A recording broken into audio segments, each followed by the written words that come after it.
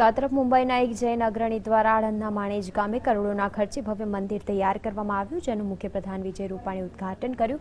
પાલિતાણા સુધી વિહાર માટે નીકળતા જૈન સમાજના સાધુઓએ વિસામો મળી રહે તે માટે આ મંદિરનું નિર્માણ કરાયું। તો વળી જૈન સમાજના લોકોએ પાલિતાણા સુધી જવું ન પડે તે માટે મંદિરનું નિર્માણ કરાયું છે। આ પ્રસંગે ઉપસ્થિત રહેલા મુખ્યપ્રધાન 250 થી 300 કરોડના ખર્ચે પદયાત્રા કરતા સાધુઓ માટે પગદંડી બનાવવામાં આવશે, જેમાં શંખેશ્વર, પાલિતાણા અને આણંદને આવરી લેવાશે તેવી જાહેરાત કરાઈ હતી। પાલિતાણા અને ગારિયાધાર 200 કિલોમીટરનો જે રસ્તો છે એમાં પગદંડીનો પ્રારંભ કરી દીધો છે। શંખેશ્વર અમદાવાદ વચ્ચેની તૈયારીઓ ચાલે છે અને એક વખત પ્રાયોગિક ધોરણે સફળ થશું તો ધીરે ધીરે જે રસ્તાઓ ઉપર સાધુ સંતો, યાત્રાળુઓ, પગપાળુઓ જે જાય છે એ માટેની પગદંડીની વ્યવસ્થા રાજ્ય સરકાર કરશે।